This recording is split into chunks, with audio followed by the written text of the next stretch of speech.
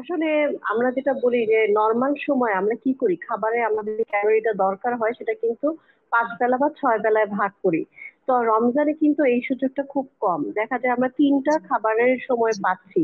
ইফতারি পাচ্ছি, রাতের খাবার আর সেহরি। এবং এই তিনটার মধ্যে কিন্তু গ্যাপও কিন্তু খুব কম সময়। এবং এই অল্প সময়ের মধ্যে আমাদের টোটাল পুষ্টি এবং হচ্ছে ক্যালোরি এটা ব্যালেন্স করা কিন্তু খুব ডিফিকাল্ট।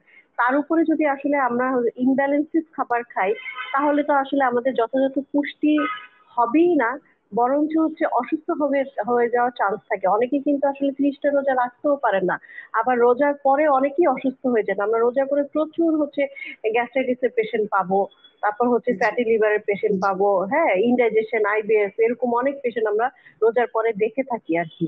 তো আসলে এই রমজানে যদি আমরা একটু ব্যালেন্স করে খাই, প্রথম থেকেই হচ্ছে গিয়ে 3 বেলার খাবারটা আমি কতটুকু কোন বেলায় খাবো এটা যদি একটু ইয়ে করে নেই, মেনু করে নেই, তাহলে কিন্তু আসলে এই সমস্যাটা হয় না। সেক্ষেত্রে আমি বলতে চাই যে ইফতারিতে আমরা আসলে 1 মাসই বছরে পাই। ইসলামিক একটা ট্রেডিশন আছে যে একটু ভাজা পোড়া খাওয়া। তো ধর্মীয় দিক থেকে চিন্তা করতে গেলে আমরা যদি বাদ দিতে নাই চাই, তাহলেও আমি বলবো যে আপনি একটা আইটেম রাখবেন ভাজা পোড়া। হ্যাঁ, আমরা যেমন পেঁয়াজু, বেগুনি, আলুর চপ, ছোলা, বুট, তারপর হচ্ছে গিয়ে অন্যান্য যে হালিম, সব খাবার একদিনে নিয়ে বসে যাই।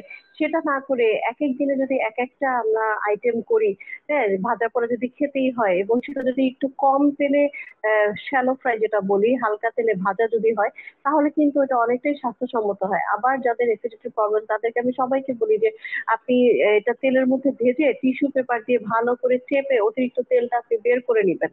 ঠিক আছে? ওটা খেলেও কিন্তু আমরা অনেক ধরনের স্বাস্থ্যহানি থেকে নিজেদেরকে বাঁচাতে পারি।